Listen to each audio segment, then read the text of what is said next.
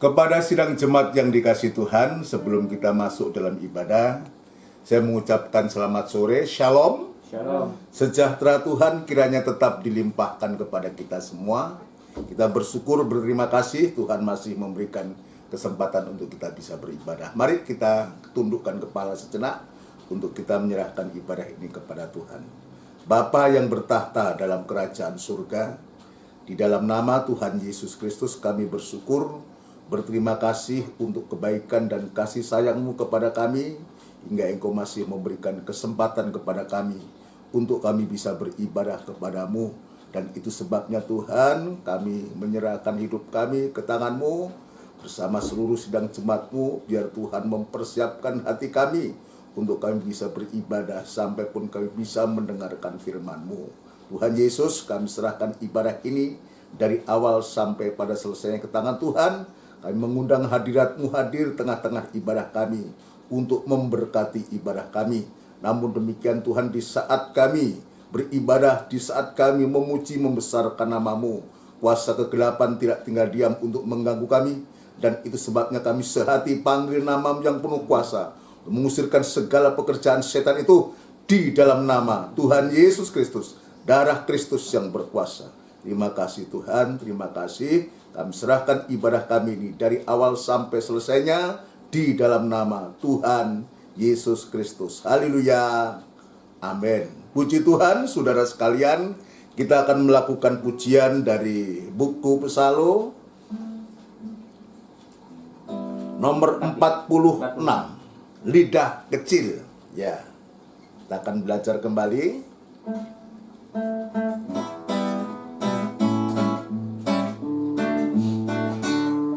Tampak kecil dan tak berarti, tapi awas bahaya sekali. Apa itu? Cobalah terka lidahku dan lidahmu. Pakai lidahku untuk mengujimu, agar jangan berdosa padamu. Oh Tuhanku, tolonglah aku, kendalikan lidahku. Refrain.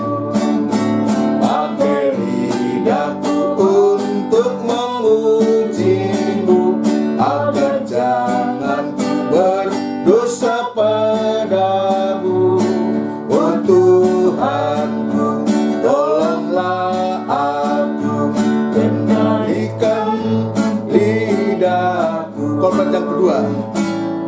Api kecil dapat membakar hutan rimba, hutan yang besar. Lidah kecil bila bertengkar, menyebabkan pertengkaran besar. Ulangi, api kecil. Api kecil dapat membakar hutan rimba, hutan yang besar. Lidah kecil bila bertengkar, menyebabkan pertengkaran besar.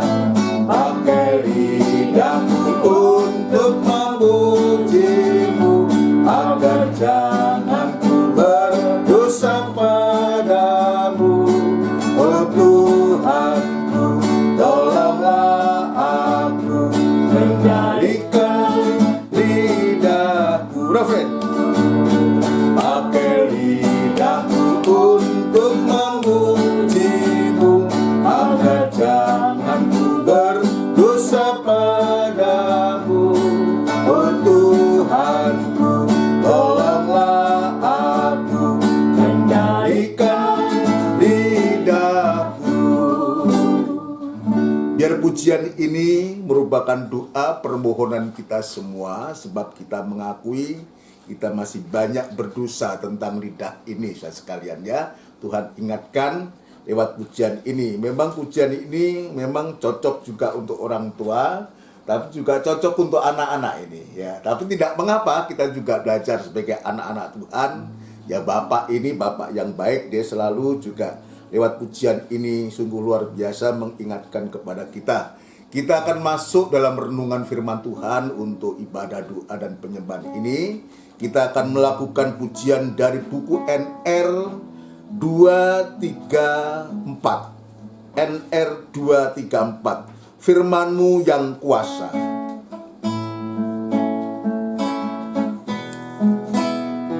Haleluya. Aku datang dan ku bersujud di hadapan-Mu. Ku rasakan indah hadirat-Mu.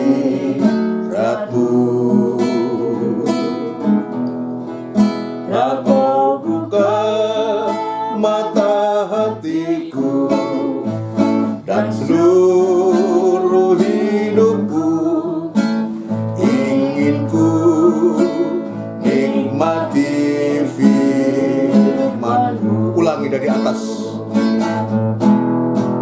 Aku datang dan ku bersujud di hadapan-Mu. Ku rasakan indah hadirat-Mu.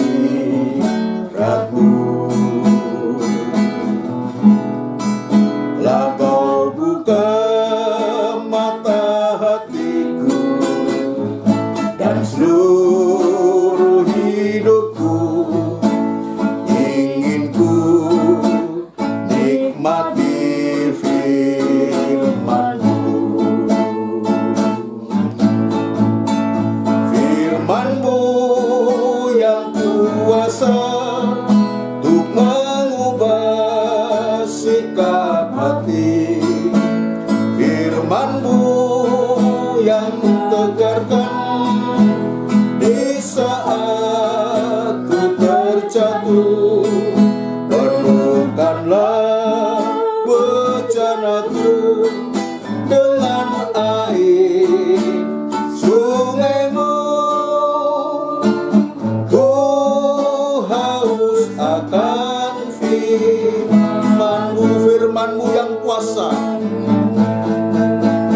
Firman-Mu yang kuasa untuk mengubah sikap hati. Firman-Mu yang tegarkan di saat ku terjatuh. Penuhkanlah bejanaku dengan air sungai-Mu. Ku haus akan firman-Mu. Firman-Mu yang kuasa ubah sikap hati. Firman-Mu yang tegarkan di saat ku terjatuh. Penuhkanlah bejanaku dengan air sungai-Mu. Ku haus akan firman-Mu. Bersama kita tundukkan kepala, kita berdoa kepada Tuhan. Benar Tuhan, hanya firman-Mu yang sanggup untuk mengubah karakter hidup kami, tabiat kami Tuhan. Kami sudah berusaha berulang-ulang untuk bisa mengubah watak tabiat kami. Namun demikian tidak cukup mampu untuk kami bisa berubah. Tetapi kami meyakini bahwa pribadi-Mu lewat firman-Mu. Di saat firman-Mu dibentangkan kepada kami, biarlah Tuhan firman-Mu menyentuh hati kami. Dan kami sungguh-sungguh mengalami keobahan yang datangnya dari Engkau sendiri. Dan kami sungguh sampai sewaktu-waktu mengalami keobahan yang sempurna. Seperti Engkau sempurna adanya Tuhan. Itu sebabnya di hari-hari ini Tuhan kami sangat membutuhkan Engkau. Itu sebabnya membuka hati kami yang seluas-luasnya, supaya hati kami boleh menampung firman-Mu, dan firman-Mu menjadi yang terutama dalam hidup hati kami Tuhan. Terima kasih Bapa di surga. Terima kasih sekali lagi di saat kami mau mendengarkan firman-Mu, kuasa kegelapan selalu saja mengganggu Tuhan dalam bentuk apapun juga. Dan itu sebabnya kami sehati panggil nama-Mu yang penuh kuasa untuk mengusirkan segala pekerjaan setan itu di dalam nama Tuhan Yesus Kristus. Darah Kristus yang berkuasa. Urapi firman-Mu dan urapi kami sekalian dengan Roh Kudus-Mu, supaya sungguh nyata Tuhan pertolongan-Mu dalam kehidupan kami semua.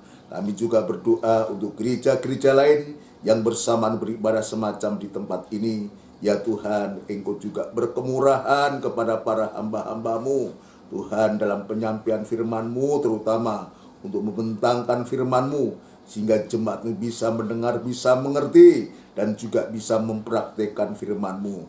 Urapi hamba-Mu dengan urapan yang sama seperti apa yang sedang kami alami ini Tuhan. Terima kasih Bapa di surga, terima kasih hamba tetap berserah diri kepadamu. Biar kemurahan dan belas kasihan-Mu tetap Tuhan nyatakan kepada hamba untuk mampu menyampaikan firman-Mu dengan benar dan murni, sehingga firman-Mu sungguh-sungguh merupakan jawaban dari setiap masalah, persoalan atau kebutuhan kami. Terima kasih Tuhan, terima kasih. Dudukkan kami semua dengan baik untuk kami belajar seperti Maryam yang selalu merindukan perkataan-Mu Tuhan. Terima kasih Bapa di surga, terima kasih. Kami sambut firman-Mu di dalam nama Tuhan Yesus Kristus. Haleluya. Amin. Puji Tuhan. Saudara sekalian yang dikasihi Tuhan, sebelum lanjut dalam pemberitaan firman Allah, sekali lagi saya mengucapkan selamat sore. Shalom. Shalom.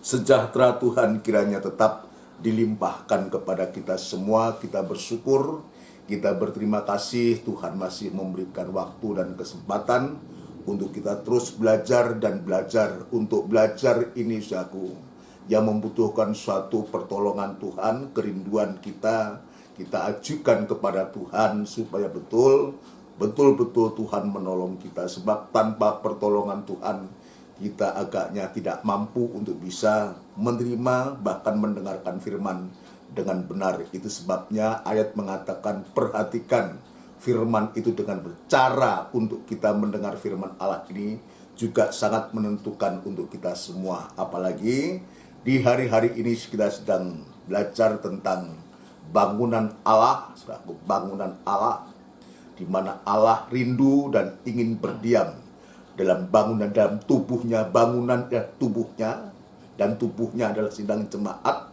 Dan itu sebab dia sangat merindukan untuk supaya sejak dari perjanjian lama maupun dalam perjanjian baru, dia ingin rindu untuk dia berdiam dalam rumahnya, dalam sidang jemaatnya. Dan untuk itu biarlah di hari-hari ini rumah kehidupan kita atau gereja Tuhan atau rumah kehidupan kita betul-betul di hari-hari ini berdiri di atas dasar yang benar, saudaraku. Sampai betul-betul kita mempunyai hati nurani yang baik, ya. Hati nurani yang baik, hati nurani yang baik itu hati yang damai, hati yang tenang, sehingga kita bisa beribadah kepada Tuhan, terutama kita bisa berdoa kepada Tuhan. Saya sebelum masuk dalam topik kita, saya teringat satu ayat 1 Petrus pasal yang keempat. 1 Petrus pasal yang keempat, saudara sekalian, ya, ayat yang ke-7. Ini ayat-ayat yang sering kali kita baca, tetapi tidak mengapa untuk kita berulang-ulang untuk kita bisa membaca. 1 Petrus pasal yang keempat ayat yang ke-7. Kesudahan segala sesuatu sudah dekat. Jadi ini harus menjadi satu perhatian. Tulisan ini sudah ditulis 2000 tahun yang lalu. Dia mengatakan kesudahan segala sesuatu sudah dekat. Saat itu sudah dituliskan demikian, saudara sekalian. Waktu berjalan hampir 2000 tahun ini, tulisan ini ya dituliskan, saudaraku. Dan harusnya ini juga harus lebih lagi, lebih serius lagi, saudaraku, untuk kita memperhatikan kesudahan segala sesuatu sudah dekat. Terus Karena karena dirimu, itu kuasailah dirimu. Terus dan jadilah tenang. ini bukan hal yang mudah, bukan hal yang gampang.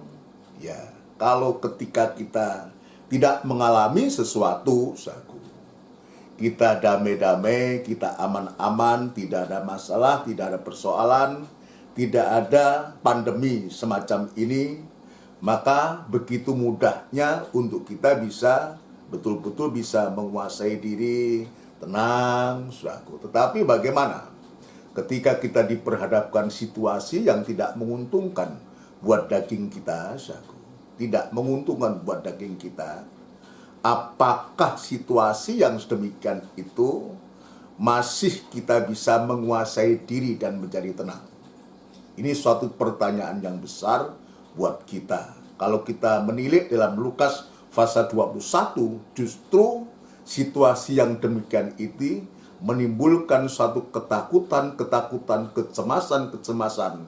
Bahkan ayat mengatakan orang mati oleh karena kecemasan berhubung dengan dunia yang sedang bergelora ini. Tetapi ayat ini tidak pernah salah, saudaraku. Adanya ayat ini justru yang menunjukkan kepada kita ini berkat buat kita ketika kita tidak bisa menguasai diri, ketika kita diizinkan situasi yang demikian ini seperti sekarang ini, saudaraku. Maka ayat ini sangat tepat buat kita. Kuasailah karena itu, ya karena kesudahan itu sudah sangat dekat, saudaraku, ya.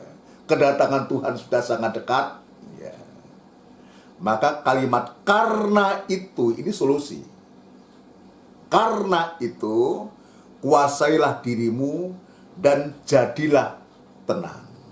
Ini hal yang gampang kita baca, ya, gampang kita dengar, tapi tidak gampang ketika kita harus mempraktekkan ayat ini. Lalu apakah ayat ini keliru atau salah? Tidak pernah ada ayat firman yang salah, yang keliru. Kalau kita belum tepat seperti firman Allah, yang kita persalahkan bukan ayat ini. Harusnya yang kita persalahkan menjadi koreksi adalah kehidupan kita. Bukan ayat itu menurut kita, tapi kita yang harus belajar menyesuaikan hidup kita ini dengan ayat firman Tuhan. Karena itu, kuasailah dirimu dan jadilah tenang. Menjadi tenang di hari-hari ini, saudaraku. Ini suatu hal yang sangat-sangat tidak mudah. Suatu yang sangat mahal sekali di hari-hari ini. Untuk bisa menguasai diri dan menjadi tenang ini. Tetapi sebaliknya, ketika kita diperhadapkan situasi yang semacam ini, saudaraku, dan betul-betul justru kita menikmati, saudaraku, ya, bisa menikmati, ya, bisa mensyukuri, saudaraku. Nah, disitulah sesungguhnya kekuatan yang dari Tuhan dinyatakan. Untuk apa? Kalau Tuhan katakan kuasailah dirimu dan jadilah tenang, supaya kamu dapat berdoa. Supaya kamu dapat berdoa. Sebetulnya ini kan sangat-sangat, ya, kalau kita baca begitu sangat-sangat sederhana, sangat begitu gampang untuk kita bisa membaca, begitu sangat gampang, tetapi dalam prakteknya tidak mudah. Untuk kita bisa menguasai diri, lanjutannya dengan kita bisa menguasai diri ini. Menguasai diri dan menjadi tenang itu artinya kita bisa betul-betul merasakan menikmati sehingga kita bisa berdoa. Jadi kalau saya juga belajar di ayat ini, apapun keadaan kita yang sedang kita hadapi, asal kita masih bisa berdoa, ya, kita bisa menguasai dan menjadi tenang, dan kita bisa berdoa, saudaraku. Sering kali saya mengatakan, maka betul-betul Tuhan nanti yang akan menolong kita. Ketika kita berdoa, ini bukan hanya doa meminta, Ya, meminta bukan hanya meminta, yang dimaksud berdoa ini adalah bukan hanya kita doa untuk mensyukuri sesuatu yang kita terima. Tapi doa ini adalah doa yang dikaitkan dengan penyembahan kita kepada Tuhan, penyerahan kita kepada Tuhan. Doa yang dimaksud ini, saudaraku. Kenapa? Sebab 1-2 Petrus ini adalah suratan pengharapan. Surat pengharapan, dan susulan tabernakel terkena tudung dari bulu kambing, saudaraku. Jadi tudung pengharapan. Tudung pengharapan ini melindungi kita, mengayomi kita, untuk kita bisa berharap sepenuh. Jadi doa yang dimaksud ini, doa bukan hanya kita bermohon, tapi doa penyembahan, doa penyerahan, dengan katanya mempercayakan hidup ini sepenuh kepada Tuhan. Dan kita tetap meyakini, saudara sekalian, kalau kita bisa melakukan hal semacam ini, saudaraku, maka Tuhan juga yang pada akhirnya akan memberikan roh-Nya. Ketika kita dalam kesulitan-kesulitan itu, Tuhan akan memberikan roh-Nya. Roh damai sejahtera-Ku, Ku berikan kepadamu. Dalam Injil Yohanes pasal yang ke-14 ini. Jadi roh yang dimaksud ini, roh damai sejahtera itu Tuhan taruh dalam hati kita. Tujuannya untuk apa, saudara sekalian? Untuk kita dimampukan ketika kita diperhadapkan dengan situasi yang semacam ini. Ini yang kita gumuli. Saya juga menggumuli ini. Dan saya yakin saudara juga sedang menggumuli ini. Apa sih sesuatu yang lebih daripada damai sejahtera di hari-hari ini, saudaraku? Di situasi yang sulit ini, apa yang melebihi damai sejahtera? Sebab damai sejahtera ini juga pribadi Allah sendiri. Iya, damai sejahtera adalah pribadi Allah sendiri. Kalau ini kita miliki, Tuhan berikan kepada kita dan kita miliki, dan Tuhan sudah berikan ini, damai sejahtera ini. Atau dibaca, Mas, lebih baik ya, lebih baik. Ya, pemberian Tuhan ini. Injil Yohanes pasal yang ke-14 ya. Injil Yohanes pasal yang ke-14 ayat yang ke-27. Ya. Damai sejahtera Ku tinggalkan bagimu. Damai sejahtera Ku tinggalkan bagimu. Terus, damai sejahtera-Ku Ku berikan kepadamu. Damai sejahtera-Ku Ku berikan kepadamu. Dan apa yang Ku berikan tidak seperti yang diberikan oleh dunia kepadamu. Nah, yang Bapak beri itu tidak seperti apa yang dunia beri. Dunia bisa memberi kita sebanyak-banyaknya dalam bentuk apapun juga. Entah pemberian untuk uang dalam bentuk uang, harta benda, dan semua. Tapi kalau kita menyadari yang Bapak beri, yang Tuhan beri itu melampaui, melebihi apa yang dunia beri. Yang Tuhan beri kepada kita adalah damai sejahtera. Damai sejahtera-Ku Ku berikan kepadamu. Dan apa yang Ku berikan tidak seperti yang diberikan oleh dunia kepadamu. Terus, janganlah gelisah dan gentar hatimu. nah, dasar inilah yang memberikan kekuatan kepada kita, memampukan kita. Damai sejahtera yang dihasilkan dari doa penyembahan kita, pengharapan kita kepada Tuhan inilah yang nanti betul-betul akan membuat kita tidak gelisah dan gentar hatimu. Kendati pun kita diperhadapkan situasi keadaan lingkungan betul-betul mencekam, menakutkan kita. Ketika kita mendengar sesuatu berita, tuh rasanya gak berdaya. Kita diperlihatkan dengan kejadian-kejadian yang ada, juga bisa melemahkan kita. Tapi ayat ini cukup untuk memberikan kekuatan kepada kita. Damai sejahtera Allah itu yang Tuhan taruh dalam kehidupan kita. Ini justru akan membuat kita tidak menjadi gelisah dan gentar hati sekalipun. Jadi kata gelisah dan gentar ini bukan berarti kita tidak ada sesuatu. Ada sesuatu peristiwa, tetapi itu tidak membuat kita gelisah dan gentar. Itu sebabnya di hari-hari ini, saudara sekalian, biarlah lewat doa, ibadah doa penyembahan ini, Tuhan sungguh-sungguh akan membuat kehidupan kita ini menjadi kehidupan yang kuat di dalam iman. Kita tetap berdiri teguh, ya, di atas batu karang itu, di atas batu yang digambarkan, saudaraku, seperti seorang yang membangun rumah. Jadi sebelum doa penyembahan kita ini, saudaraku, semakin banyak kita menyembah kepada Tuhan, semakin banyak kita berdoa kepada Tuhan itu sesungguhnya ini semakin melekatkan kita dengan batu itu. Melekatkan kita dengan pribadi Yesus itu. Itu sebabnya ayo kita akan membaca dalam tema kita dalam 1 Korintus pasal yang ketiga, saudara.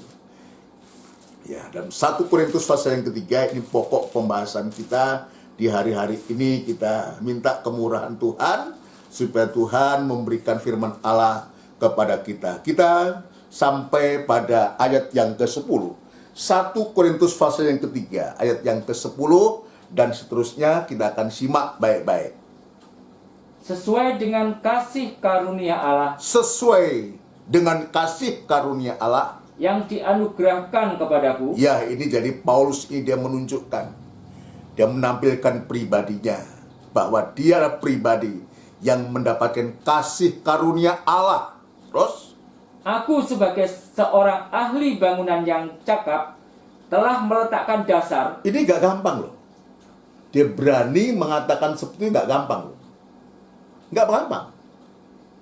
Ya, ini tidak mudah. Tetapi kita bisa melihat bagaimana sepak terjang, ya, rekam jejak dari Rasul Paulus ini, saudara. Itu sebabnya dia berani mengatakan, aku sebagai seorang ahli. Coba kita berani mengatakan, aku itu loh ahli, aku loh mahir. Kalau ada orang melihat kelemahan kita, kon. Tapi ini luar biasa Rasul Paulus ini, saudara. Dia yakin, dia mantap untuk dia mengatakan, aku sebagai seorang ahli bangunan yang cakap telah meletakkan dasar. Terus? Dan orang lain membangun terus di atasnya. Ya, dia meletakkan dasar, saudaraku.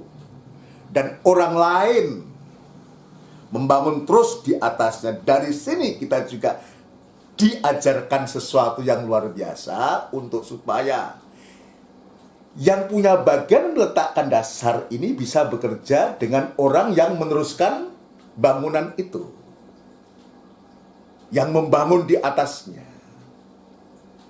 Kita belajar dari sini. Saya membaca ulang-ulang hikmah apa ya kira-kira dari ini. Tapi saya mendapatkan bagaimana kita diajar belajar untuk menghargai jerih lelah orang lain yang sudah mendahului kita, yang sudah meletakkan dasar kita. Kita kan tinggal meneruskan. Suatu contoh, ya, saya Tuhan izinkan untuk melayani di gereja Kristus Gembala Menanggal. Ya. Yang merintis adalah Bapak Pendeta Nur almarhum. Itu awal yang merintis, yang meletakkan dasar pertama. Bapak Pendeta Nur ini dipanggil Tuhan, dilanjutkan oleh Pak Tris sampai juga akhir hidupnya. Ya. Dan sekarang Tuhan mempercayakan jemaat ini untuk dilanjutkan. Nah, dari sini, saudaraku, ya, saya belajar banyak dari pengalaman apa yang Tuhan katakan lewat Paulus ini untuk kita bisa menghargai pendahulu-pendahulu kita yang sudah meletakkan dasar. Harus bekerja sama. Dan Tuhan izinkan, saudaraku, ya, selama 4 tahun, ya, saya masih bersama Pak Kris. Ya, bersama Pak Kris 4 tahun. Sekalipun beliau sudah menyerahkan pelayanan sepenuh kepada saya, tapi selalu bersama-sama. Dan saya dari pihak saya sebagai yang muda, hal-hal kalau ada sesuatu yang penting yang menyangkut penggembalaan, saya juga konsultasikan, minta pendapat, minta pandangan. Ya. Untuk apa? Untuk supaya antara yang tua yang muda ini, yang meletakkan dasar yang sudah mendahului, ya pendahulu saya ini, yang sudah banyak makan garam, saudara. Nah, saya yang baru ini, ya banyak bertanya, minta persetujuan ini dan itu, saudara. Dan oleh kemurahan Tuhan, setelah 4 tahun bersama Pak Kris, sekarang sudah dipanggil Tuhan, kita tahu semua, ya kita tidak ada sesuatu hal yang bisa membuat sesuatu hal yang bisa ya membuat jemaat tidak nyaman. Selama ini kita baik-baik, nyaman-nyaman, sampai sewaktu-waktu Tuhan juga angkat ya almarhum Bapak Pendeta Sutrisno ini. Ya, ini suatu hal yang perlu saya juga belajar ya untuk bisa. Dan sekarang Paulus yang mengatakan, dan orang lain membangun terus di atasnya. Nah, ini tugasnya penerus. Setelah dasar itu diletakkan oleh pendahulu kita, nah sekarang ayo dilanjutkan, dibangun terus di atasnya sampai menjadi sempurna. Apa bangunan itu? Sidang jemaat. Siapa jemaat itu? Tubuhnya Kristus. Ya, tentu kita tidak bisa membangun sendiri. Kalau dalam penggembalaan ada gembala, ada penatua, ada majelis, ya, ada pelayan-pelayan Tuhan, ada imam-imam semua. Kita ajak bersama-sama, bahu-membau untuk membangun di atasnya. Sampai sewaktu-waktu sempurna. Terus, tetapi tiap-tiap orang harus memperhatikan. Jadi ini ada nasihat yang luar biasa lagi. Tetapi tiap-tiap orang harus memperhatikan. Jadi artinya apa? Kalau ini kita tunjukkan, kita petani saku, tiap-tiap orang ini setiap kehidupan. Sebab setiap kehidupan juga bangunan. Bangunan kehidupan kita secara pribadi, dalam jemaat, dalam tubuh Kristus.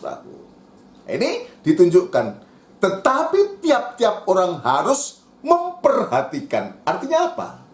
Ini setiap kita harus mempunyai waktu, kesempatan untuk memberikan perhatian. Apa yang harus perhatikan? Diulangi, tetapi tiap-tiap orang harus memperhatikan. Apa? Bagaimana ia harus membangun di atasnya. Bagaimana ia harus membangun di atasnya.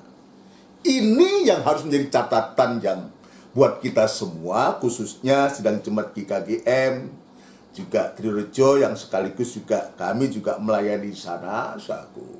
Ayo kita sungguh-sungguh kita membangun ini. Bagaimana ia harus membangun? Dengan kata lain, kita arahkan kemana pembangunan gereja ini? Kita arahkan kemana sidang jemaat Tuhan ini? Ini tugas kami sebagai hamba Tuhan, juga pelayan-pelayan Tuhan yang lain yang terkait dalam penggembalaan, dalam pelayanan di tempat ini. Ayo kita arahkan, kita bawa kemana? Kita arahkan masuk dalam pembongan tubuh Kristus, atau kita bawa ke tubuh yang lain. Sebab ada dua tubuh. Tubuh mempelai perempuan Tuhan, ada tubuh mempelai perempuan Babel. Ini harus kita waspadai. Dua hal ini harus kita waspadai. Kita sedang bawa kemana sidang jemaat ini? Ya, kita harus bawa kemana? Tetapi biar kita sungguh-sungguh di hari-hari ini benar-benar membawa sidang jemaat ini untuk masuk dalam pembangunan rumah Allah. Kamu ladang Allah, bangunan Allah. Bangunannya Allah. Ladang Allah, bangunan Allah. Itulah sidang jemaat ini adalah bangunan Allah. Sampai sewaktu nanti Tuhan berdiam dalam rumahnya itu. Nah, itu sebabnya tadi saya mengatakan kita bawa kemana? Kita mengarah kemana dalam pembangunan ini? Kemarin kita membaca, tetapi tidak mengapa kita membaca sampai di sini dulu. Kita buka suratan Efesus. Suratan Efesus. Sebab ada dua pembangunan. Pembangunan tubuh Kristus dan juga pembangunan tubuh Babel. Kita sekarang lihat Efesus pasal yang keempat, saudaraku. Efesus pasal yang keempat. Mulai dari bagaimana Tuhan ini menentukan 5 jabatan. Ya, ayat yang ke-11, Mas. Ya, tidak mengapa kita ulangi lagi ini. Dan ialah yang memberikan baik rasul-rasul maupun nabi-nabi. Ya, dialah yang memberikan baik rasul-rasul maupun nabi-nabi, baik pemberita-pemberita Injil maupun gembala-gembala dan pengajar-pengajar. Jadi ada 5 jabatan saku dalam ayat ini yang Tuhan tunjukkan adalah rasul-rasul, nabi-nabi, pemberita Injil atau penginjil saku, maupun gembala-gembala dan pengajar-pengajar atau guru saku.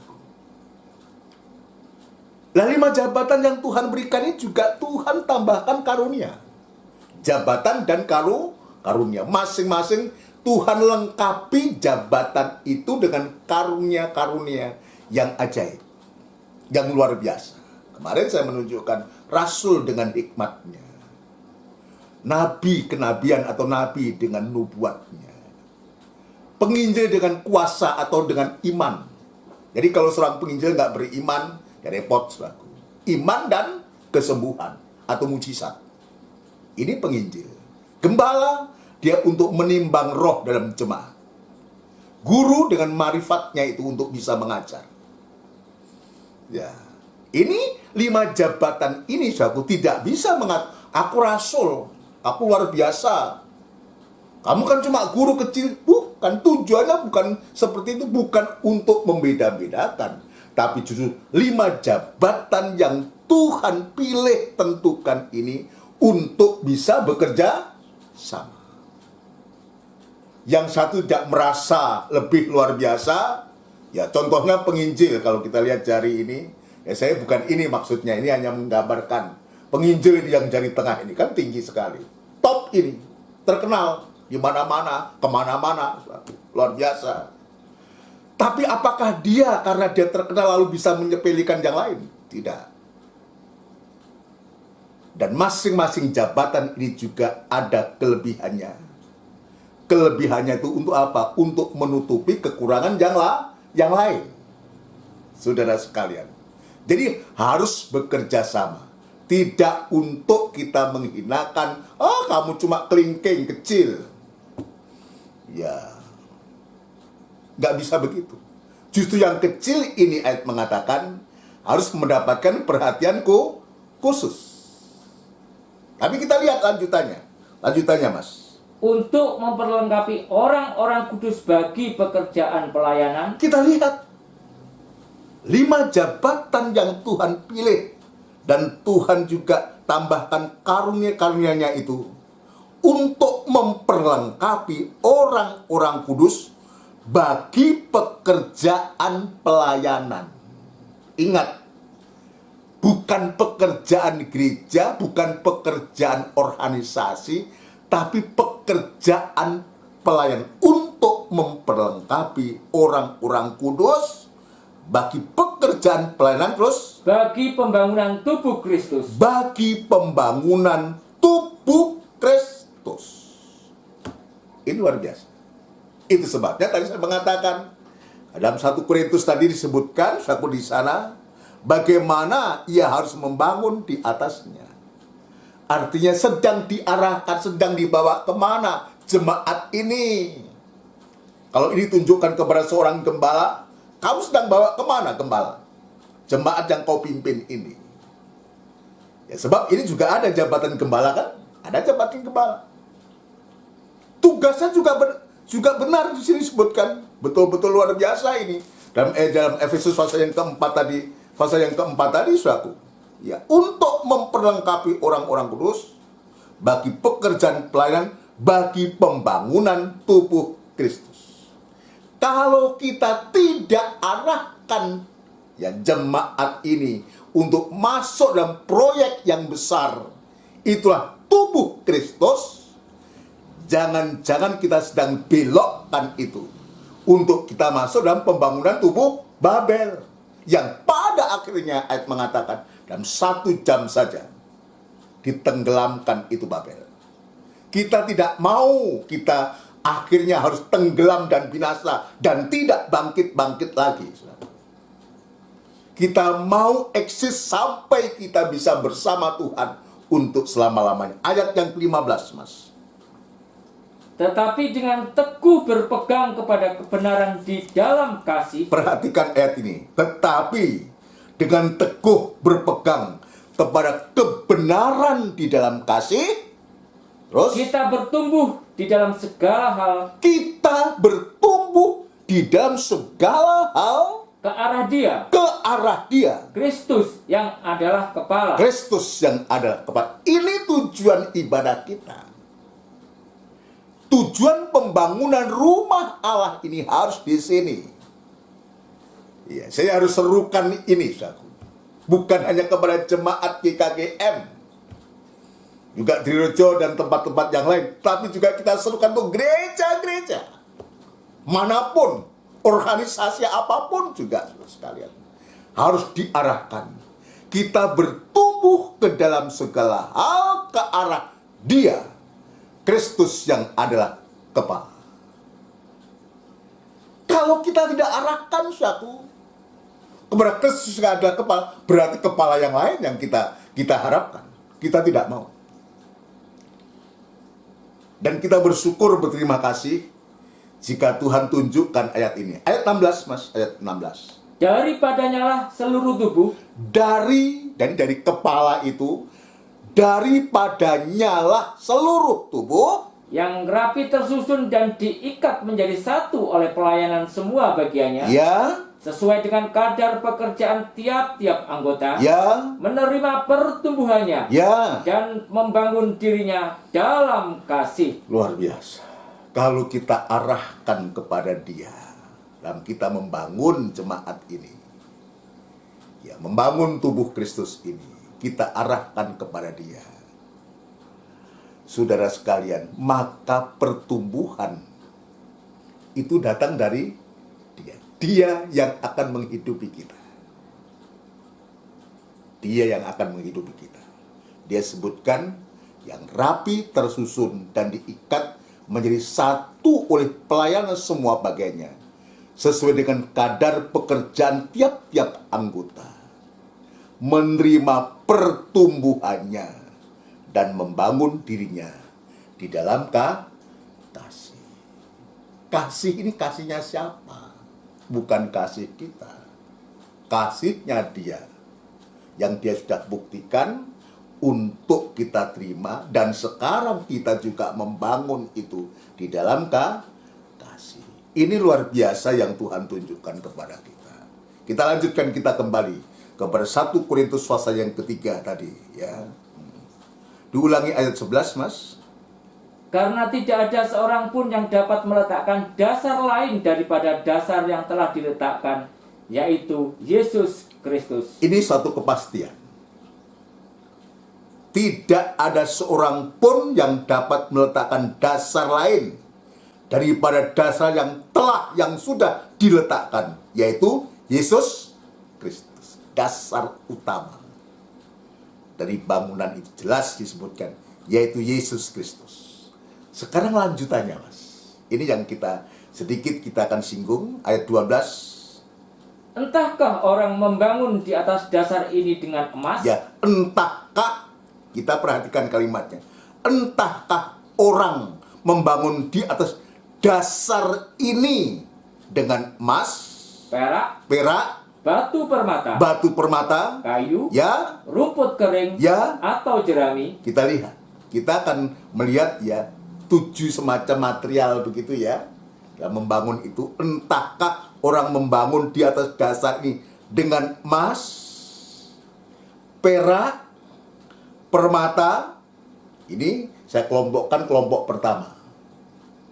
Lalu kelompok yang kedua itu ada kayu, rumput kering, atau jerami. Jadi seolah kita ini terserah kamu bangun dari emas, perak, batu permata, kayu, rumput kering, atau jerami. Bagikan kita suruh memilih. Bagikan kita, sebab ini ditulis, ditunjukkan. Iya. Teruskan, Mas. Sekali kelak pekerjaan masing-masing orang akan nampak. Ya. Karena hari Tuhan akan menyatakannya. Terus. Sebab ia akan nampak dengan api, dan bagaimana pekerjaan masing-masing orang akan diuji oleh api itu. Ayat yang ke-14. Jika pekerjaan yang dibangun seseorang tahan uji, Ya. ia akan mendapat upah. Ya, terus. Jika pekerjaannya terbakar, ia akan menderita kerugian. Terus. Tetapi ia sendiri akan diselamatkan, tetapi seperti dari dalam api. Sebabnya kita tidak memilih yang kedua ini. Masih ada pilihan yang lebih bagus. Dari 6 jenis tadi, material tadi, emas, perak, batu permata, kayu, rumput kering, dan jerami ini, kemarin saya tunjukkan, jerami itu apa? Ya, kalau rumput kering kan kita semua tahu. Jerami itu apa? Jerami itu adalah pohonnya, batangnya padi. Itu jerami, damen, itu kalau dalam bahasa Jawa damen. Jadi itu barang-barang yang begitu mudah, kalau kena api sudah pasti terbakar. Jadi yang ujiannya nanti, ujian untuk 6 material ini adalah api. Nah, sekarang kita bisa membayangkan dari 6 macam ini, emas, perak, batu permata, kayu, rumput kering, dan jerami ini. Kira-kira mana yang bertahan dengan api dan mana yang akan habis oleh api? Nah, kita akan bisa melihat. Nah, kalau demikian, saudara sekalian, tentu kita harus memilih.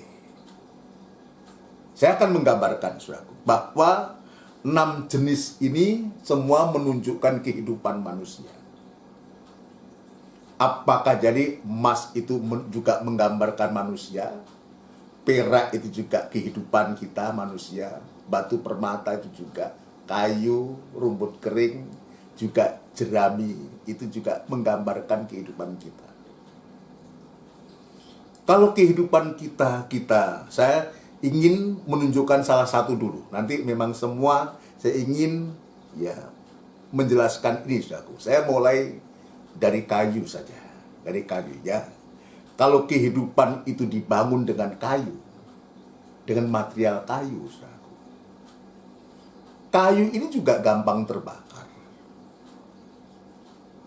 Kayu ini menunjukkan manusia daging kita. Kalau kita membangun kehidupan ini dengan kemanusiaan kita sendiri, saudaraku, dengan kekuatan kita sendiri, mengandalkan kehidupan kita sendiri, sewaktu-waktu kita juga akan menerima akibatnya ketika api itu menguji kita. Dalam peralatan tabernakel, saudaraku, memang hampir semua terbuat dari kayu, kecuali pelita emas, itu dari emas murni, dan tutup tabut perjanjian itu dari emas murni. Saya akan lihat mulai dari papan jenang. Ini kemah suci ya, papan jenang. Papan jenang ini sesungguhnya kayu. Ya, kayu yang macam apa? Kayu yang sudah diolah. Artinya kayu itu manusia, kehidupan yang sudah diolah, dikerjakan oleh firman Allah. Maka papan jenang itu disalut emas luar dan dalam. Maka kayunya itu tidak nampak lagi. Ini saudaraku. Ini dalam perkakas, dalam alat tabernakel, dalam tabernakel itu papan jenang itu juga dari kayu. Saya akan menunjukkan secara umum aja dari kayu yang disalut dengan emas luar dan dalam. Meja roti sajian itu juga dari kayu. Kayu yang sudah disalut dengan emas. Kayu tidak nampak. Sifat dari kemanusiaannya sudah tidak nampak karena yang nampak di situ adalah emas. Mesbah dupa emas juga terbuat dari kayu yang disalut dengan emas. Sampai alat yang terakhir, tabut perjanjian. Tabut perjanjian itu juga dibuat dari kayu penaga. Itu juga manusia. Tapi sudah disalut dengan emas dan luar dan dalam. Dari sifat ilahi itu sudah menutup manusia daging kita. Tidak nampak lagi dagingnya. Tadi saya menunjukkan kayu ini menunjukkan ya karakter atau tabiat, sifat tabiat manusia. Yang cenderung kayu ini, manusia daging kita ini, kemanusiaan kita ini, selalu saja ya mengandalkan kekuatannya, kemampuannya, tidak mengharapkan Tuhan. Nah, sekarang kita bertanya, apa yang bisa diharapkan dari manusia daging kita ini? Sewaktu-waktu akan lenyap atau sedang lenyap, kalau ayat mengatakan sedang lenyap atau akan lenyap bersama dunia dengan segala keinginannya. Itu sebabnya nasihat buat kita untuk malam hari ini, suatu untuk malam hari dalam doa penyembahan ini.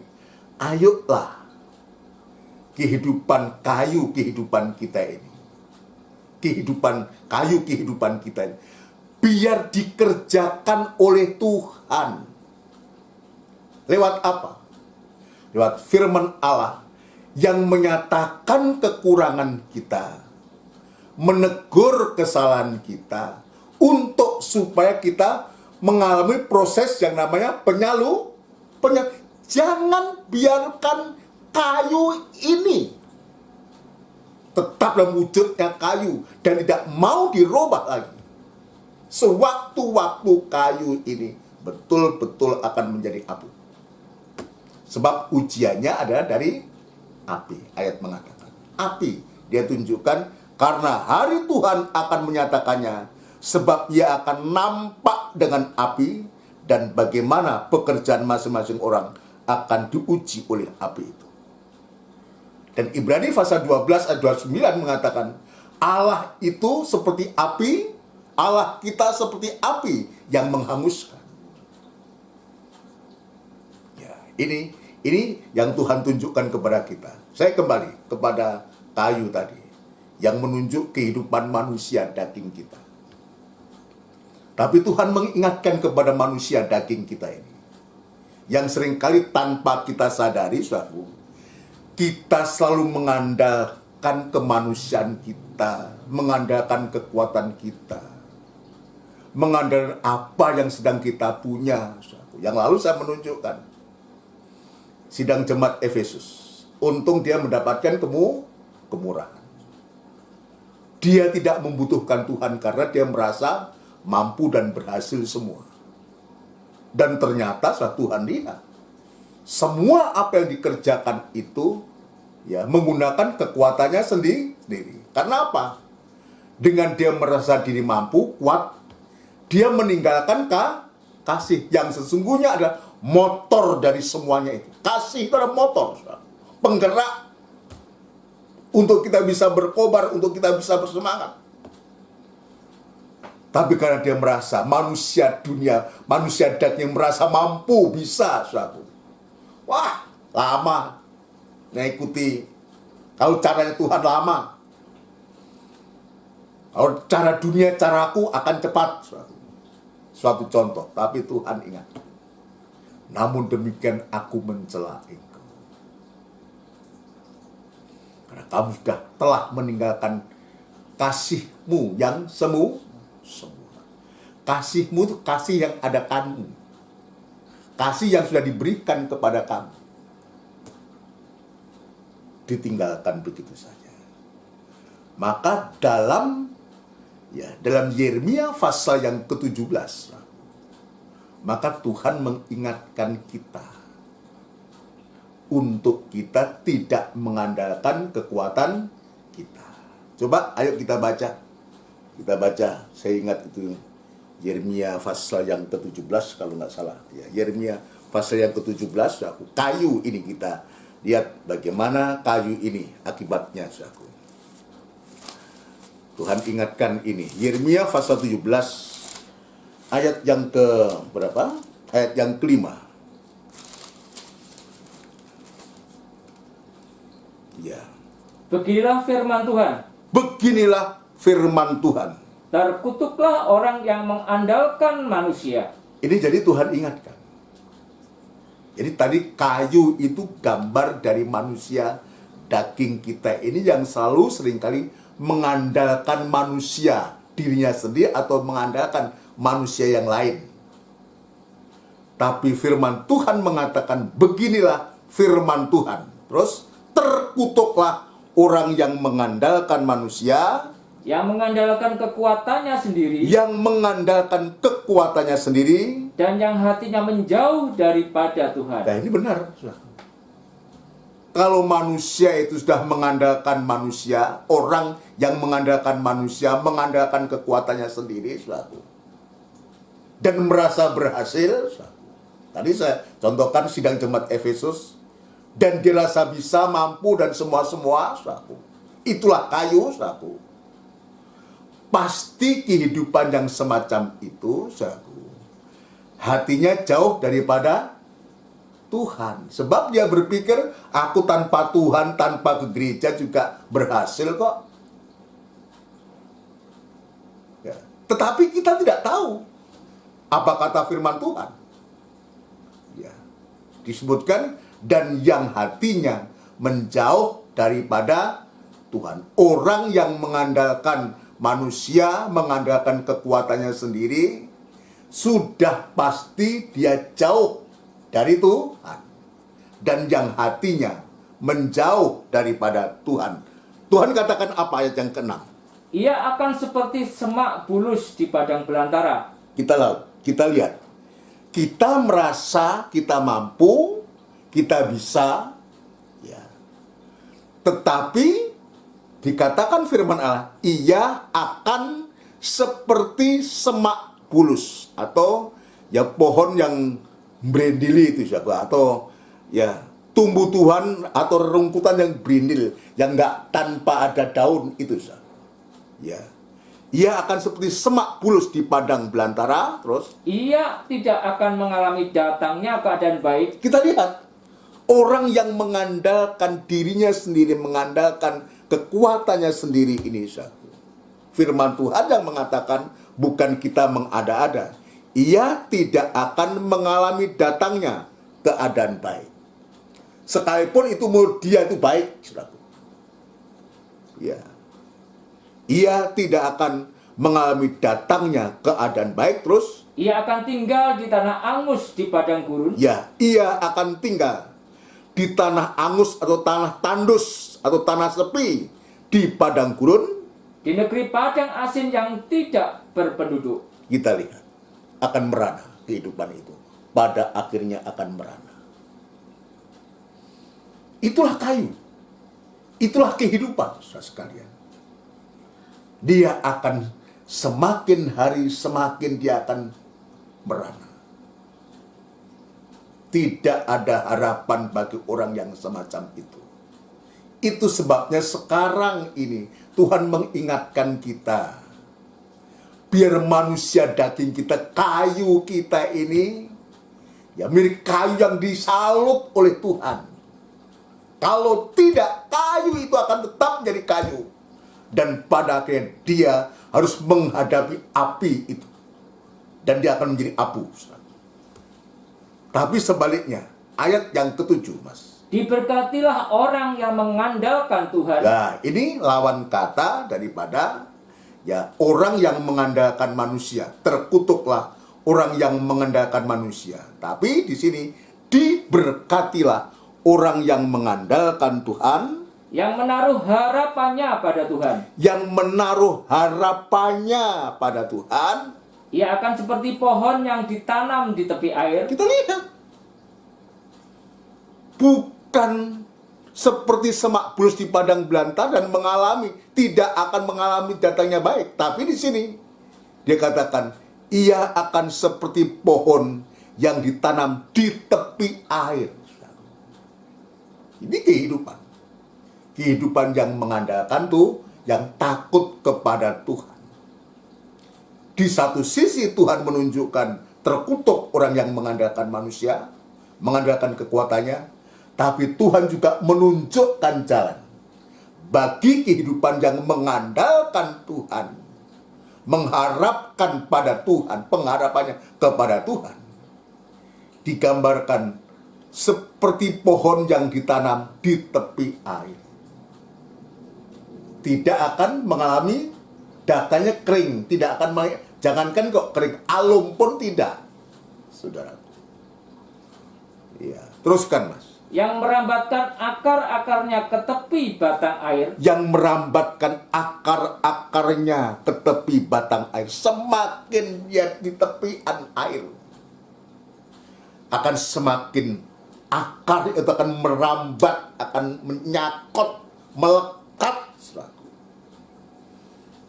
Yang merambatkan akar-akarnya ke tepi batang air. Dan yang tidak mengalami datangnya panas terik.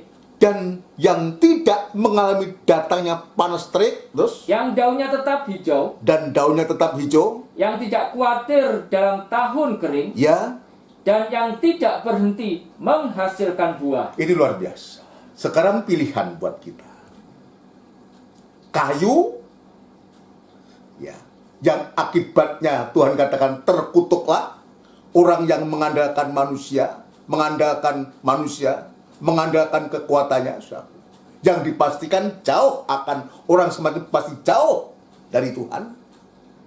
Tapi sebaliknya bagi kehidupan yang mengandalkan Tuhan, Tuhan janjikan diberkati. Dia tidak akan pernah mengalami datangnya kekeringan itu. Tetap daunnya tetap hijau, dan disebutkan yang tidak khawatir dalam tahun kering. Kenapa? Dia ditanam di tepian air. Mungkin kering yang dimaksud ini adalah masa kekurangan, masa kelaparan. Bisa. Tapi bagi dia tidak. Sebab dia ditanam di tepian air. Dia terus akarnya menyerap air itu. Dia mengalami pertumbuhan yang sehat. Untuk dia tetap berdaun hijau, alum pun tidak, apalagi kering. Dan hasilnya, dia katakan, dan yang tidak berhenti menghasilkan buah. Artinya terus berbuah-buah, atau berbuah tetap. Semakin dia melekat. Kalau dalam Injil Yohanes pasal yang ke-15, semakin dia melekat pada pokok anggur yang benar, dia akan semakin bisa berbuah-buah. Akan semakin berbuah-buah. Tetapi sebaliknya, kalau dia terlepas dari pokok, dia akan alum kering dan akan dilempar ke dapur api. Akan jadi abu. Ini buat kita merupakan satu koreksi dan teguran. Ayolah, sekalipun di sana ada emas, perak, batu permata, kayu, rumput kering dan jerami, ada 6 ini. Kita di mana tempat kita?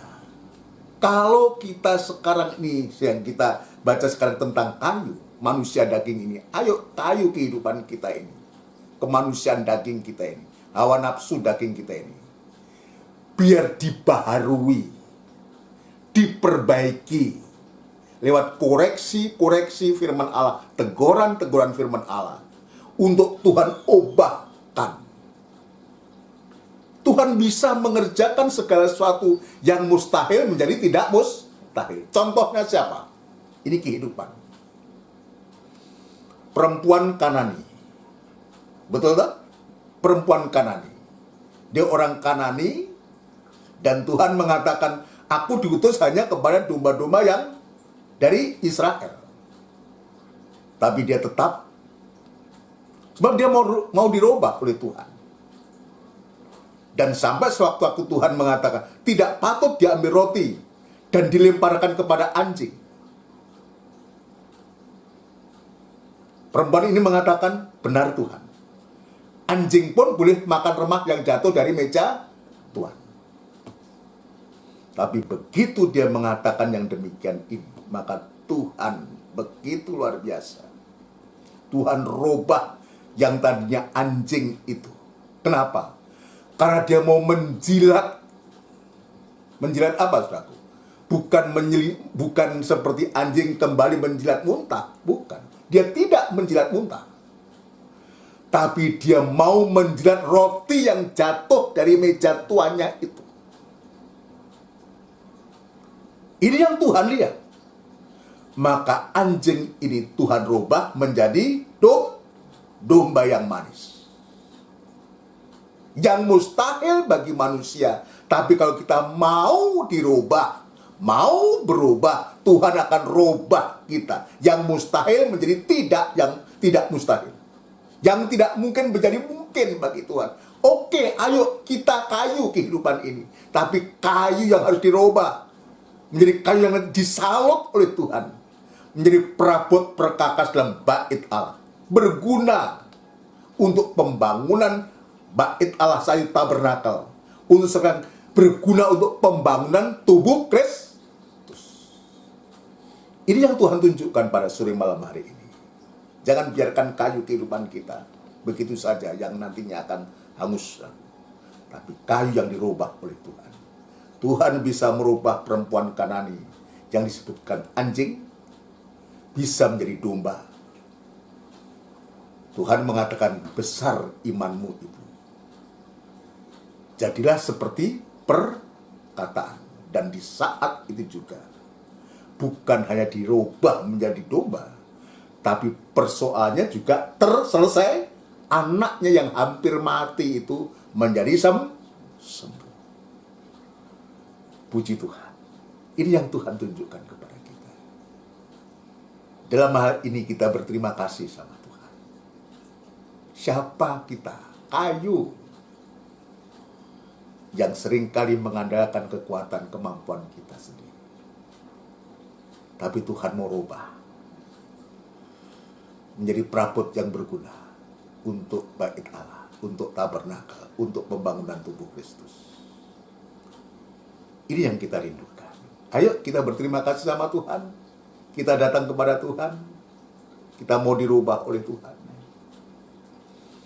Jadi perabot yang indah.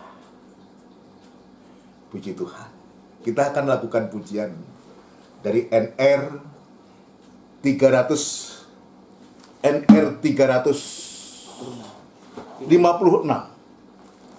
Terima kasih Yesusku. Haleluya.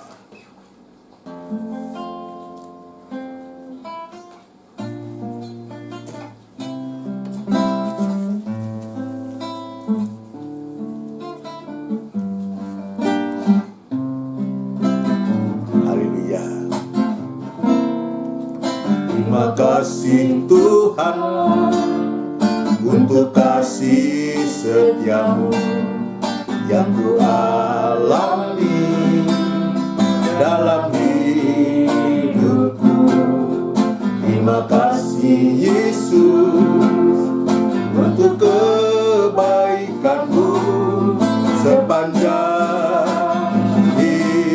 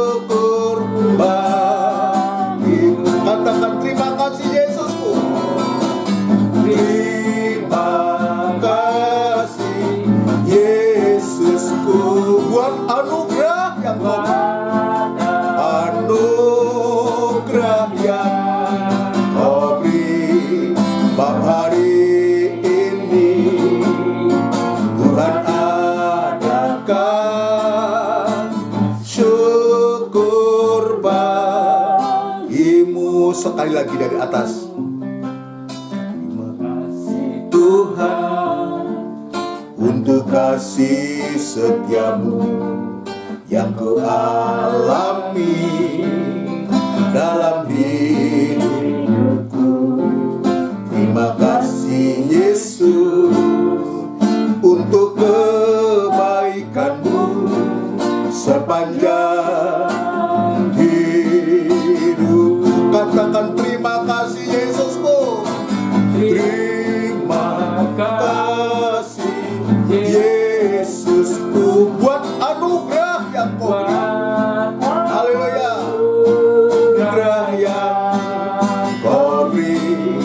Bab hari ini Tuhan adakan syukur bagimu. Terima kasih. Nanti Mas Soli akan berdoa syukur kepada kita buat anugerah yang kau beri. Sebab hari ini Tuhan adakan syukur bagimu. sebab hari ini Sebab hari ini Tuhan adakan syukur bagimu. hari ini Haleluya. Sebab hari ini Tuhan adakan syukur bagimu. Terima kasih Tuhan. terima kasih Tuhan, terima kasih.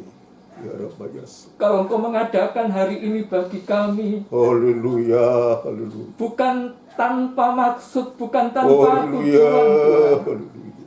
Engkau memberikan kepada kami hari ini Haleluya. Tuhan, bukan untuk kami menyia-nyiakannya Tuhan, Terima kasih. tetapi seperti yang sudah kami dengar Haleluya. firman pada malam hari ini Tuhan, Engkau mengadakan hari ini untuk mengubah hidup Haleluya. kami ini Tuhan, Haleluya. dari kehidupan yang hanya kayu semata, Haleluya. Haleluya. yang bisa saja Tuhan dan sangat-sangat mudah untuk terbakar dan hangus tanpa Haleluya. ada sisa sedikit pun, hanya abu saja Tuhan. Terima kasih. Tetapi Tuhan firman-Mu pada malam Haleluya. Tuhan memberikan pengertian bagi kami, dan ini merupakan anugerah bagi kami Tuhan, kemurahan bagi kami Tuhan. Bisa saja saat ini Tuhan, kalau Engkau tidak memberikan firman-Mu bagi kami, mungkin saja kami mengandalkan kekuatan kami untuk menghadapi segala macam persoalan Tuhan. Tetapi Tuhan malam hari ini kalau firman-Mu datang kepada kami, menunjukkan bagaimana sebenarnya kehidupan kami yang hanya kayu semata Tuhan. Tetapi Engkau begitu baik bagi kami Tuhan. Terima kasih Tuhan. Engkau menyelimuti kayu ini dengan emas murni, Haleluya. sehingga tidak ada nampak kayu sama sekali Tuhan. Yang ada hanyalah emas yang penuh dengan kemuliaan Tuhan. Itulah sebetulnya Tuhan rencana-Mu kepada kehidupan Terima kami. kasih Tuhan. Oh Tuhan, Engkau tahu kehidupan ini Tuhan, kayu yang sangat-sangat mudah sekali Tuhan. Oh Tuhan, terbakar oleh emosi kami, terbakar oleh segala Tuhan hawa nafsu kami, terbakar oleh segala macam kejahatan kami Tuhan. Tetapi Tuhan, begitu baiknya Engkau Tuhan, Engkau datang untuk menyelimuti kayu ini dengan emas murni Tuhan. Terima kasih Tuhan, terima kasih Tuhan untuk kemurahan-Mu. Ini tidak akan kami dapat Tuhan kalau tidak bersama dengan Engkau, kalau Engkau tidak ada dalam kehidupan kami Tuhan. Terima kasih Tuhan untuk kemurahan-Mu. Terima kasih untuk firman-Mu. Mari Tuhan, biarlah Tuhan firman ini membawa kepada kami, Haleluya. agar kami tidak tinggal di dalam keadaan sebagai kayu, Haleluya. tetapi Tuhan hari demi hari Haleluya. Engkau akan melapisi kayu ini dengan emas, Terima dengan kasih. firman-Mu, Roh Kudus, Haleluya, Tuhan, haleluya. dengan kasih-Mu Tuhan, Amin. sehingga suatu saat kami akan betul-betul Haleluya, ditampilkan haleluya, Tuhan dalam kemuliaan Haleluya, tanpa haleluya. kelihatan sedikit pun unsur Haleluya, kayunya Tuhan. haleluya. Terima Terima kasih untuk kasih, firman-Mu pada malam hari ini. Terima Engkau kasih. juga berikan kepada Tuhan berkat-Mu Haleluya. kepada hamba-Mu Pak Thomas yang Kemuliaan-Mu. sudah menyampaikan firman ini kepada Belas kami. kasihan-Mu. Kiranya Engkau sendiri yang akan memberkati beliau di dalam pelayanannya, penyelidikannya akan firman-Mu Tuhan. Oh Tuhan, itu yang juga kami rindukan sebagai domba-domba-Mu Tuhan. Dan juga Tuhan, Engkau berkati beliau di dalam kehidupan keluarganya, rumah tangganya, anak-anaknya. Terima kasih Tuhan, terima kasih. Begitu juga dengan siapapun yang mungkin saat ini akan sedang menyaksikan siaran tunda ini. Engkau juga berkati mereka Tuhan. Firman-Mu tidak akan tinggal diam, firman-Mu akan Tuhan mengarah kepada pribadi-pribadi yang terbuka dan menerima firman untuk dilakukan. Terima kasih Tuhan, terima kasih. Ibadah-ibadah selanjutnya Tuhan. Oh, kiranya Engkau juga akan pakai hamba-Mu ini Tuhan. Kemurahan-Mu. Oh Tuhan, Haleluya. membukakan firman-Mu bagi kami. Terima kasih Tuhan, terima kasih. Bangsa dan negara tetap kami Haleluya, doakan Tuhan. haleluya. Terutama saat di mana pandemi sekarang ini, Haleluya. atau persoalan-persoalan yang lainnya. Haleluya. Tuhan, biarlah Tuhan Terima mulut kasih, kami Tuhan. ini seperti Haleluya. tadi Tuhan kami nyanyikan. Biar Terima mulut kasih, kami Tuhan. ini Tuhan tidak dipakai untuk menghujat Haleluya. siapapun juga Tuhan. Terima Tetapi kasih, dari mulut ini keluar puji-pujian Amin, kepada Engkau, Tuhan. keluar doa untuk pemerintah kami, Haleluya, haleluya. keluar doa untuk saudara-saudara Terima kami kasih, yang Tuhan. saat ini sedang membutuhkan Terima kekuatan. kasih, Terima kasih Tuhan, terima Haleluya. kasih, terima kasih. Dalam nama Tuhan Yesus Kristus kami Haleluya. sudah alaskan doa penyembahan kami. Haleluya. Haleluya. Amin. Amin. Puji Tuhan, saudara sekalian yang dikasih Tuhan. Ya, syukur puji kepada Tuhan Yesus Kristus yang sudah memberikan perhatian khususnya lewat ibadah-ibadah. Ya, juga rangkaian ibadah sudah diselesaikan dan sekarang untuk jadwal ibadah kita saudara sekalian, nanti kita akan kembali dalam ibadah raya hari Minggu jam 5:30 sore tepat. Juga masih siaran tunda, saudaraku. Yang dilanjutkan nanti ibadah PA yang disertai dengan perjamuan suci pada hari Rabu jam 5:30 sore tepat dimulai. Juga dilanjutkan dalam ibadah doa dan penyembahan seperti sekarang ini juga 5:30 sore tepat. Kita perhatikan ya jam-jam ibadah kita belajar menekuni aku sejauh mana Tuhan berkehendak buat kita. Tetapi kita meyakini sekalipun kita kayu, rumput, kering, jerami sekalipun, tapi kalau kehidupan kita dirubah oleh Tuhan, tidak ada suatu barang yang mustahil bagi Tuhan. Tuhan bisa mengerjakan segala sesuatu. Puji Tuhan. Kita akan berdoa buat kita semua. Nanti kita juga akan berdoa syukur karena Tuhan sudah memberikan pertolongan kepada kita semua. Kepada orang-orang tua kita yang sudah sepuh, biar Tuhan memberikan semangat yang baru. Ya, sebagai masa tuanya itu bisa berbahagia bersama Tuhan. Juga bersama keluarga bisa menikmati di hari tua lewat ibadah-ibadah yang Tuhan sediakan kepada kita semua. Mari kita akan tundukkan kepala untuk kita menerima doa berkat. Tidak putus-putusnya kami mengucapkan syukur dan terima kasih kepadamu Tuhan. Perhatianmu, lawatanmu pada malam hari ini. Dan Tuhan sudah nyatakan berkat-Mu kepada kami. Tuhan, diberkatilah orang-orang yang mengandalkan Tuhan. Biarlah itu bagian dari kehidupan kami semua sidang jemaat-Mu yang takut akan Engkau Tuhan, yang mau mendengarkan firman-Mu. Sebab di balik itu ada berkat yang sedang Tuhan curahkan kepada kami semua. Terima kasih Tuhan, terima kasih. Terima kasih Tuhan buat berkat-Mu, biar Tuhan tetapkan dalam hati kami, memberkati juga menjadi berkat bagi orang lain dan nama Tuhan dipermuliakan. Khususnya kami berdoa untuk orang-orang tua kami yang lanjut usia Tuhan, biar di masa tuanya Tuhan pulih berbahagia bersama Tuhan, pulih berbahagia bersama keluarganya, pulih berbahagia menikmati kemurahan-Mu Tuhan, sampai Engkau datang yang kedua kali. Demikian pula kami juga tetap berdoa untuk anak-anak-Mu yang sedang merintis pekerjaan baru Tuhan. Kiranya Tuhan menyertai, memberkati, dan kirimkan berkat-Mu Tuhan. Lewat pekerjaan yang mereka rintis, mereka mulai. Terutama memberikan hati yang selalu takut akan Engkau Tuhan. Sedangkan anak-anak-Mu yang belum bekerja, mencari pekerjaan, Tuhan juga buka jalan. Dan yang sudah bekerja, baik di kota Surabaya, di luar kota Surabaya, di luar pulau sekalipun, bahkan di luar negeri sekalipun Tuhan, Engkau juga ada di sana, dan Engkau pasti menolong, menyertai mereka sekalian. Berikan hati yang takut kepada-Mu Tuhan. Terima kasih Tuhan Yesus, terima kasih. Sebentar kami akan berpisah satu dengan lain Tuhan. Mungkin ada yang masih mau beraktivitas atau beristirahat malam, kami serahkan ke tangan-Mu. Tetap Tuhan jaga, pelihara, dan lindungi kami sekalian. Terima kasih Tuhan, terima kasih. Terima kasih, biar berkat-Mu dan damai sejahtera-Mu yang datang dari Allah Bapa, Sang Putra, dan Roh Kudus, yang sepenuhnya di dalam nama Tuhan Yesus Kristus. Haleluya. Amin. Selamat malam, Tuhan memberkati kita semua. Puji Tuhan.